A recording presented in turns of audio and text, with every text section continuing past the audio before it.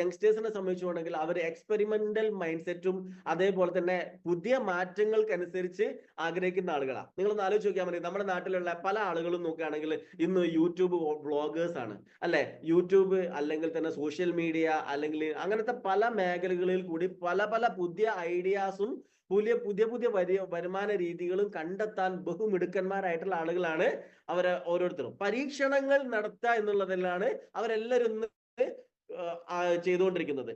കുറെ ആളുകൾ ഈ പരീക്ഷണങ്ങൾക്കൊന്നും എനിക്ക് താല്പര്യമില്ല, എന്നാൽ ഞാൻ വിദേശ രാജ്യങ്ങളിലേക്ക് പോകട്ടെ എന്നുള്ള ലെവലിലും ചിന്തിക്കുന്നുണ്ട്. പക്ഷെ പോകുന്ന ആളുകൾ UK ആവട്ടെ അല്ലെങ്കിൽ മറ്റുള്ള രാജ്യങ്ങളിലേക്ക് ആവട്ടെ, അതൊക്കെ പോയ ആളുകളൊക്കെ തന്നെ പലരും കഷ്ടപ്പെട്ടിട്ടും ബുദ്ധിമുട്ടിയിട്ടുമാണ് അവിടെ നിൽക്കുന്നത്, തിരിച്ചു പോരുന്നുണ്ട്. ചില ആളുകൾ അവിടെ പിടിച്ചു നിൽക്കുന്നുണ്ട്. ഇങ്ങനെ പല രീതിയിലും ഒന്ന് വന്നുകൊണ്ടിരിക്കുകയാണ്.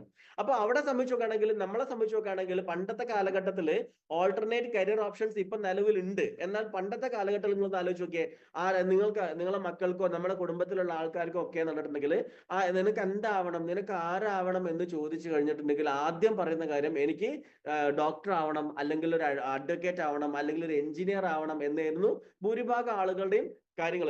അവർ പറയുന്നതോ അല്ലെങ്കിൽ പാരന്റ്സ് പഠിപ്പിക്കുന്നതും പറയുന്നതും ഒക്കെ പറഞ്ഞിട്ടുണ്ടെങ്കിൽ എനിക്ക് എന്റെ മകൻ ഡോക്ടറാണ്, എന്റെ മകൻ അഡ്വക്കേറ്റ് ആണ്, എന്റെ മകൻ എഞ്ചിനീയറിംഗിന് വിടണം എന്നുള്ളതായിരുന്നു. എന്നാൽ ഇന്ന് അതെല്ലാം മാറിയിട്ട് ഇന്ന് അത് എന്താ പറയാ, ഡിജിറ്റൽ മാർക്കറ്റിങ്ങിനെ കുറിച്ചും അതേപോലെ തന്നെ ട്രേഡിംഗ് ആവട്ടെ, അങ്ങനെ പല രീതിയിലേക്ക് മാറിക്കഴിഞ്ഞു.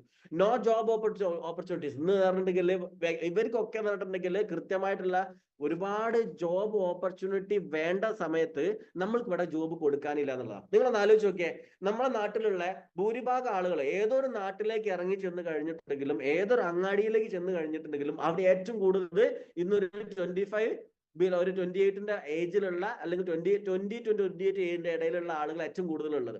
ഇവരൊക്കെ എന്ന് പറഞ്ഞിട്ടുണ്ടെങ്കിൽ ഇന്നും പാരന്റ്സിന്റെ അടുത്തുനിന്നോ അല്ലെങ്കിൽ എന്താ പറയാ പോക്കറ്റ് മണിക്ക് വേണ്ടിയിട്ട് മറ്റുള്ള എന്തെങ്കിലും കാര്യങ്ങളൊക്കെ ചെയ്തിട്ടേക്കും ജീവിക്കുന്നുണ്ടാവുക. അപ്പൊ 1, 2, 3 കൊല്ലം കഴിഞ്ഞിട്ടുണ്ടെങ്കിൽ ഇവർക്ക് വ്യക്തമായിട്ടുള്ള എന്ത് വേണം, വരുമാന മാർഗം ആവശ്യമാണ്. So better option is needed. നിർബന്ധമായിട്ടും ബെറ്റർ ഓപ്ഷൻ ഇവർക്ക് നിർബന്ധമായിട്ടും വേണ്ടുന്നതാണ്. അപ്പൊ അതേ സമയത്ത് അവിടെ നമ്മൾ നോക്കേണ്ട കാര്യത്തിലേ ഉള്ളൂ, ഇനി ഫ്യൂച്ചറിലേക്ക് നമ്മൾക്ക് ഡയറക്ട് സെല്ലിങ്ങിനെ കുറിച്ച് സംസാരിക്കാനാണ്. Talking about network marketing, nothing matters. നമ്മൾ ഇതിനെ കുറിച്ച് ചിന്തിക്കുകയാണെങ്കിൽ, ഡയറക്ട് സെല്ലിങ്ങിനെ കുറിച്ച് ചിന്തിക്കുകയാണെങ്കിൽ ഇവിടെ നമുക്ക് എന്തിന്റെ പ്രശ്നങ്ങളില്ല.